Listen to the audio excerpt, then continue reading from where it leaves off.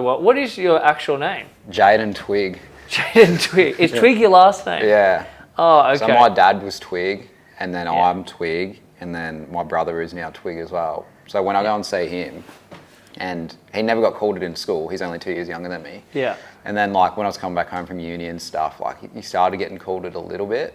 Yeah. Maybe because I wasn't in the town anymore, or whatever, I don't know why. But now I'll see him with his mates, and they're all like, oh, hey, Twig. And I'll be like, oh, yeah, what's going on? And they're like, no. Him. So it's like kind of weird. Yeah. Well, I don't care. I think it's cool. Yeah. But they're like, no, that's not your name. I was like, hey, I'm the original, mate.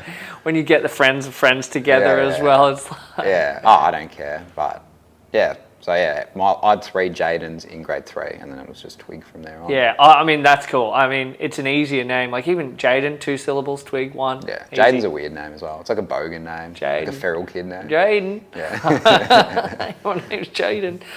I don't know. Probably because I'd never... you've never most spoken people to me don't- as Jaden. Most people don't know that. Nah. Yeah. Like I've known people for like 10 years, and they'll be like, someone will call me Jaden. They're like, who the fuck's that? Yeah, yeah. Yeah. Yeah, it almost feels like, oh, you don't family seem even like a calls me Jaden. Twig. Yeah, Like, everyone calls me because Twig. I've only known you as Twig. Yeah. Sweet. It's the story, mate. Yeah. Back on the fish tank, got Marsh from CNC again. We're going to talk about some new and exciting upcoming projects. Yep. Barbecue boats, mate. Fire away. Barbecue boats, yeah. Should we, I don't know if we should be setting the scene, but we're overlooking like the Hillary's boat harbour here. It's bloody beautiful. And so as the sun sets, we'll talk about, new projects. So we've been working on lots of different things, but one sort of in particular that I've been putting a bit of effort into is, I wouldn't say barbecue boats, we're calling them like just a multi-hull, we call it the multi-hull X project, which is so, it's lame, but No, until you're in, it's an engineering office at the end of the day, so we're not good at naming shit. I don't mind that. But, so... Elon Musk-esque. Huh? Elon Musk-esque. Oh, that's true, yeah. Oh, man, maybe that's not cool at the moment. I don't know. Is he cool or not cool at the moment? Anyway. So the idea is that you can have like a barbecue boat or a sort of a houseboat or just like a landing craft or something like that with multi-hulls. So, and that could be 2, 3, 4, or whatever. You can pretty much have them any size, length, width you want in sort of a certain amount of arrangements. And yeah, it gives you the option to have like a custom size, whatever size you want. And it's not there's no custom design fee or anything like that. We've sort of worked out a system that is a little bit automated in the back, which is great. It's taken us a lot of effort to get to it, but that we can sort of develop these hulls quite quickly. They're a simplified hull, but still quite developed. They've got fine entry points at the front, plenty of structure. You can have sort of fuel tanks or water tanks inside them, and they would come with all of that kind of thing. You could buy just the pontoon, like it's almost like a pontoon style, except probably a little bit more development than a pontoon, and a little bit more like drivability.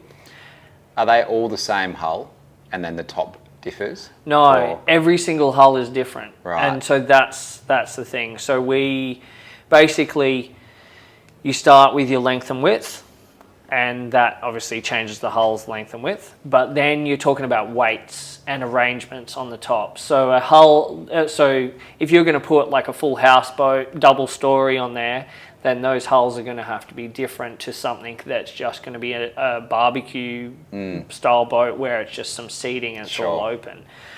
So we take into account what's going on top, and then length and width, and then with that we also take into account where they're going to operate as well.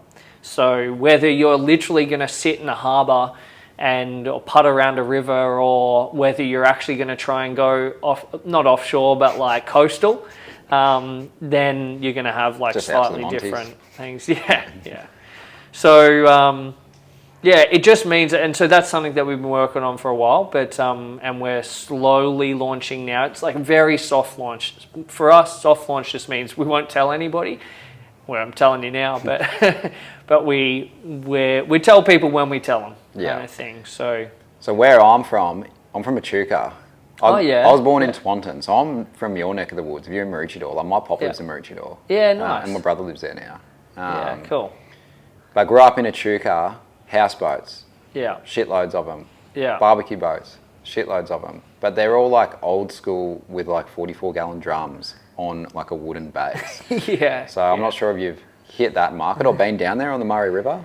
Yeah, I definitely know it, Yeah. and have chatted to a few different builders from that area that do a lot of those builds, and There's some potentially sick working ones there with them. now, Yeah. but there's a lot of old ones, Yeah. like real old school. And people use them because it's, and I'm not sure if you've added this or thought of this in the design process, a lot of them tow like their ski boat around. So they have their $300,000 Malibu, towing it behind this houseboat with like a 20 horsepower motor. Yeah. But they just putt around, camp up, and they find a good Yeah. spot in the river and, you know, take the family. on the Epic, yeah. That, man, that's a great life. I think that would be really cool to do. And yeah, 100%. You could do stuff like that. You could even have it where we've looked at some where you can drag your jet skis up onto the decks to keep them out of water. Yeah, cool. So you're not dragging them around, you just winch your jet skis up onto it. Yeah. And then even having, one of the ones that we've done, sort of a couple of prototypey ones. The big one that we've done now is a 12.5 by 6.5 meter, what we're calling like a fast houseboat. Yeah, what engine are you putting on them? So those aren't that fast. They could have. That could have like probably 200s on either, 200 on either, like, because it's a twin hull, so cat hull, so it could have a 200 on either. But for what we're purposing it for, we've just put a 60 on either side to start with. More than enough. Yeah. So that is a full cabin. It's basically a studio apartment with full bathroom and. So that's in the design, or does that get done externally? So in that particular one, we've thought about that, but realistically, it's like a house, right? So it's in it, or a room, whatever. That's kind of up to you to fit out. Now, for instance, just to sort of try this out, we've literally gone and put an IKEA kitchen into it. And got a basic bathroom fit out. It's a Bunnings and IKEA special, just to sort of get it. Yeah. But from the outside, it's like so what you would get, if you want, full aluminium walls, structured walls, so they're fully sealed and everything, fully alley deck, full deck, and then even internal walls. We can sort of like block out some internal walls, but realistically, everything's sort of within that. We'll provide like wiring channels and stuff like that, but everything's like fair game inside it, which I feel like should really hit that kind of like DIY house market. Oh yeah, as well. Because I'm not sure what that would cost, but I know the houseboats back home, the builds are crazy money. Yeah, crazy money, and they're not amazing, you know. Yeah. That's because it's a niche thing. I think there's probably not many people that do it. Yeah. But if you could open that up to wherever and they can fully customize it. Yeah. Like a lot of the ones on the water I've seen, they're all pretty much the same. You know, they got like a spa on the roof, cabin deck, got a few rooms, and they're cool. Yeah. But I don't know if you have the option to like change them or customize them a lot. That's kind of the point of this range is, so it's called the MX range, but it's kind of the point of it is that you can customize the hell out of it. Like, which you'd want. Yeah.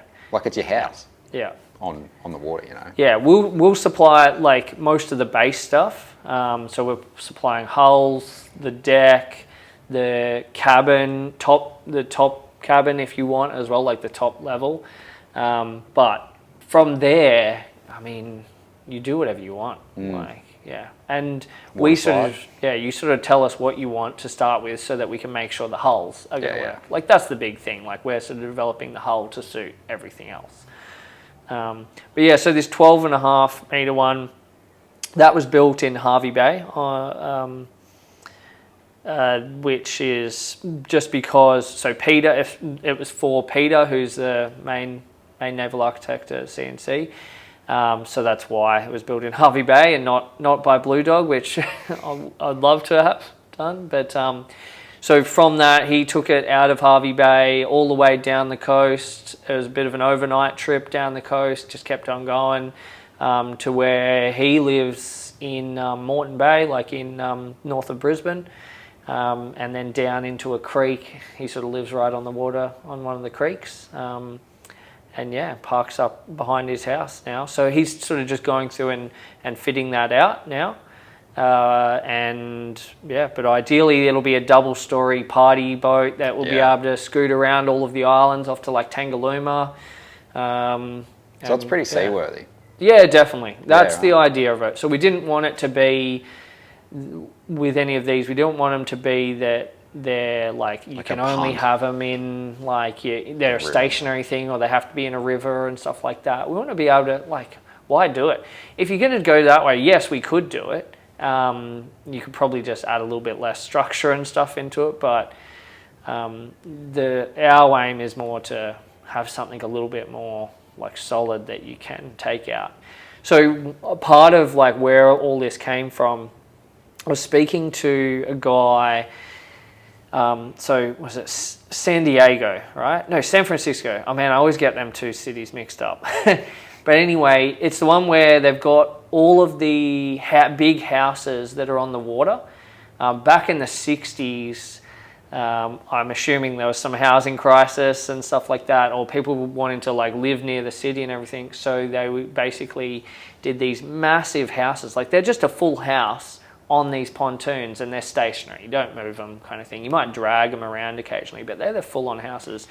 It's when you'd see like, I think you see them in Seattle and stuff now. They're kind of all up and down that west coast of the US now.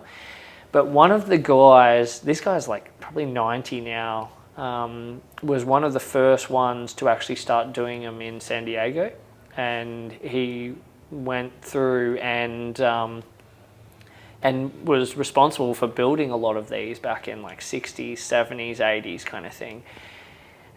He now actually sells Rivieras. So he's a dealer for Riviera. And so he loves Australian design, loves that. And after chatting with him for a while, we started developing a 20-meter version of this, where it would be actually your house that you'd park up and live on this thing all the time. But you still want to be able to, on New Year's Eve, get everybody on board for a party and like get out into the bay and like watch the fireworks, have a party kind of thing. So that's kind of a little bit of where this kind of came from. I want to see a heap of CNC marine party boats, mate. Yeah, that'd be cool. Yeah. But I would probably see there's lots of like the whole barbecue boat style as well. Something that's going to be built to last. Yeah. That people can bash around in and hire out. Yeah, boat hire companies. Yeah. Yeah. So I think it's a big thing. And we have them ready there now. But with anything new with us, we just don't tell anybody. Yeah. So this is the release? Technically, yeah. Oh, damn. Yeah. One of the big things, especially for even Andre at Blue Dog, is that in Australia, in the last sort of year or so, the Australian government has sort of made all of they've changed all the trailer laws, which they definitely needed to, because people were sort of going around building sort of very unroadworthy trailers and just kind of getting away with it and just going, yeah, it's home built, all good. These things would fall apart, cause crashes, like, anyway. So what it has done is made it really hard for people like Andre to build a trailer, and a custom trailer as well. So when you go to him to build a custom trailer and there's a price tag on it, generally it's cheap because he's got to spend a lot of money and get all the right engineering and testing done. So one thing we've been working on the past year is getting trailer designs that are already have the drawbar engineering certification already done for them, and producing them in a kit form, and a trailer that actually works really well as well. So, I mean, obviously we know boats, and a big part of boats is getting on and off a trailer. So we've been developing these trailers for a while, and so now we're offering trailer kits to go with our boats. Yeah, right. So they're designed specifically for the hull, so when they're on the road, the frames of the trailer are aligning with frames of the boat, so it's like you can bash around on them, it's not damaging the boat by like just having points. Yeah. Like ours. If you've seen, you'll see a video of ours soon. It's like a perfect fit. Yeah. Like it's like almost connected. Yeah. And honestly, if I'll let you in on a little bit, we've leaned heavily on builders like Andre to help us develop these trailers as well. And Andre has been building them for a lot longer and creating them a lot longer than we have. So we've definitely worked with him to help us do it. What about Luke? And Luke, yeah. So Luke definitely. So I mean, yeah, the whole Mezzy sleds. The sleds. Yeah, he's absolutely killing it, that stuff, and he's definitely helped us a lot as well. There's been sort of other builders. I know Seduction Marine in Brisbane built one of the first demo trailers that I now use, and that was. It's been good, but we've definitely developed from there. Yeah. So yeah, we've definitely leaned on builders. Look, at CNC Marine, we don't build stuff. We've never wanted to compete with our builders. We just want to give them like a work to with them and give them something and help them out. Yeah, cool. So yeah, we've definitely lent on some builders to help us with the trailer component. But now, when you order a kit, or you can order it with a trailer kit as well, so it just means you can customize that part of it as well and have like something that's actually going to suit your boat and be tough. What are you going to call them? Yeah, good question. Trailers? I don't know. Yeah. So at the moment our internal codes are just like TL at the start and then the specific boat code. So a TL 4210BA kind of thing, which is, sexy. That's a terrible sexy. name. Yeah, so sexy. So the Blue Dog ones are hull taxis now. You heard that? Oh, that's cool. Yeah, so I like that name. Hull Hauler was like one of the names we're thinking. Yeah. We saw the Mezzy sleds and I was like, and me and Andre told us, like, you got to name it because no one else names it. It's just like a trailer or it's like an off-road trailer. I was like, give it a name. Yeah.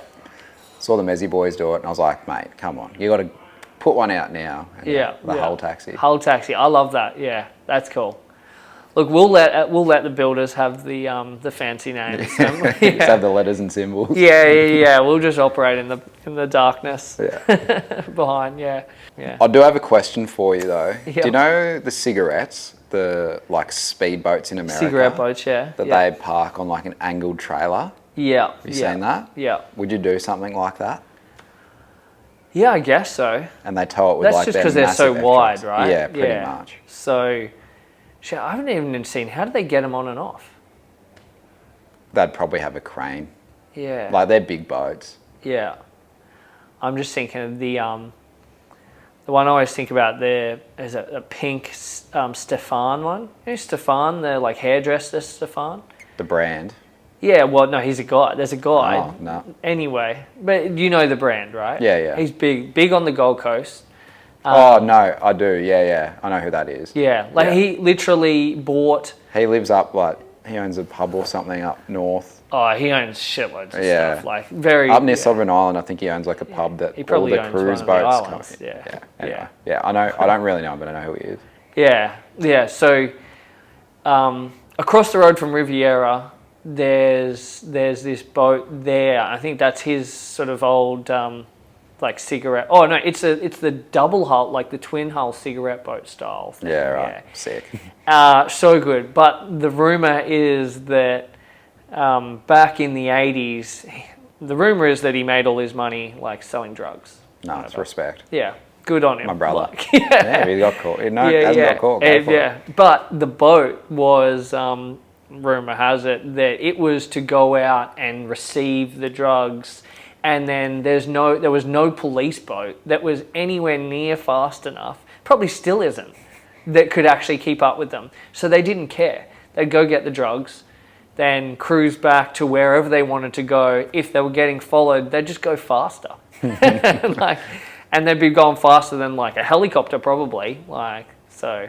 Crazy. Yeah. Love it. Well played. Yeah. It's good on them. Are you going to do a trailer though? A trailer for that? Would you do one? For something wide? Oh, potentially. I don't know. Look, I think at the end of the day, our trailers are going to be for our boats. We won't go like and Full do custom crazy stuff. Yeah, and that's probably our sort of always our worry is like we just want to sort of design and make the trailers that we do better. Yeah. Um, What I want to see more of on boats, and I don't know how hard or easy it is to do, yeah. but like on the trailer, on like your I-beam, is have like a decal. Like Yeah. get an element, like say a blue dog, so you know it's a dog and they're riding. Have that like raised off it as like an alley decal, like a lot more like graphic stuff. Oh yeah. Or like yeah. if you have I don't know, like a beam running up the front of the boat that's like, I don't know, just splashback. Have like a cutout decal or some more aggressive lines. I'm not sure if that's something you've had feedback on or people like, but there's no reason why you couldn't do it. because he just cut it out. Yeah. You know, like. So that's I guess there is on say the trailer, right? You've got your winch post, right? Which then it has like a big gusset. And I know we had in there like the CNC logo on some of our old demo ones, but got rid of it because I was like, oh, I don't want like CNC branding on things. So there's no reason why that couldn't be changed to a little blue dog or whatever. Whatever, yeah. Get more logos and stuff out there, I reckon. Yeah. But like graphics on like any space. Yeah. I know it'd be cool if you could cut stuff out, but I don't think that's really a good idea. Oh, on a hull? Yeah. Not on a hull, but like, you know, like if you've got... it takes on a lot of water, but it looks cool. Yeah.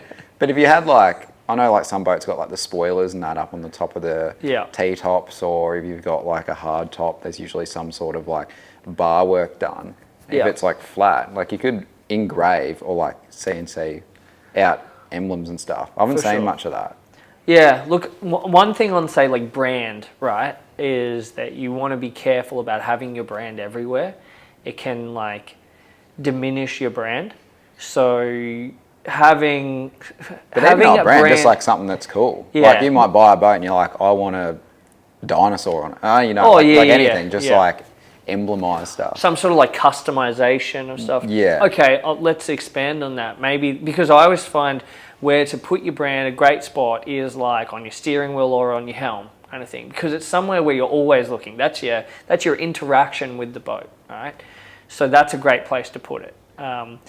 But what you could then do is have sort of like custom dashes with like cut out Pete's boat, whatever. Yeah, big twig face. Stick. Yeah, just a big smile. But like, I just think boats are pretty plain, most of them. You know? Yeah. Like you can put your decals and your paint or whatever, but like then the boat itself is just like bar work and. Yeah. Well, look, I reckon. I mean, we leave a lot of that to the builder. Yeah. A lot of the time. I'm not saying like what you're doing. I'm just saying boats in general. Yeah. Like they're all. 100%. Like there's a lot of boats and that are fairly plain, but I mean it's like a work thing sometimes. But yeah, I feel like a lot of boats can get a little bit more fancy. Would be good. Yeah. Do it, mate. Yeah. Yeah, 100%. Yeah, like I reckon even letting. Yeah, as I said, we kind of let builders do a lot of the stuff. Like CNC Marine is like, we're going to provide like a really quality, like solid product. And then we'll push builders to sort of make it more fancy. And also it means that, say, a builder like Blue Dog has probably a slightly more developed product than like a standard boat kind of thing.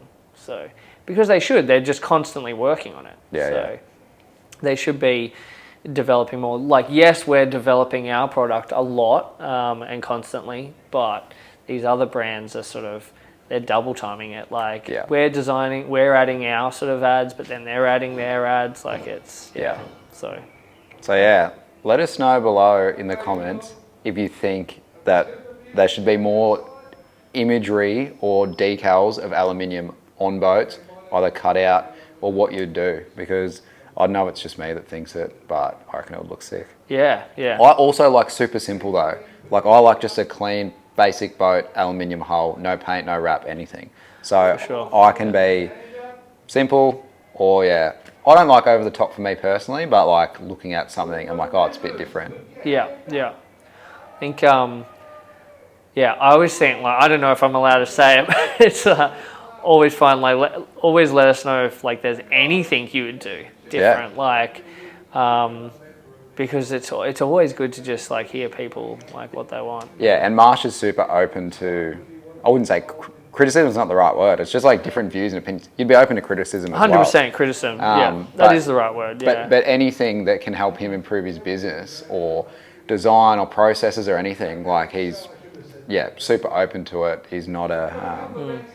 You don't get your haunches up, mate, and don't pick on CNC, mate. Like, yeah, I tell you a secret about, like, my sort of whole, like, design methodology and how I did so well, probably at Riviera as well. Like, you've got 3,000 employees, or I don't know how many they have now or whatever, but they're all so talented. You've got Andre, that's, like, super talented, Luke, all these other builders that are, like, really super talented.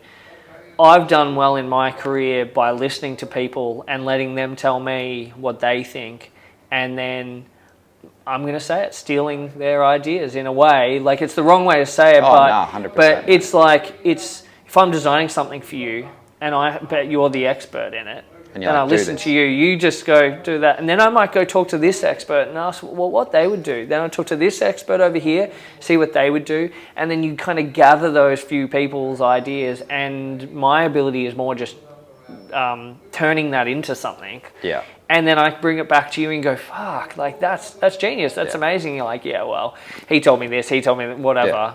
You're just bringing it to life. You're not gatekeeping ideas, and it's not all you and no one else can have it. Yeah, you just want the best product for the person. Yeah, exactly. Sweet. Nice, mate. Killed it. I'll go help these guys pack up. All right, or they sweet. bite my head off.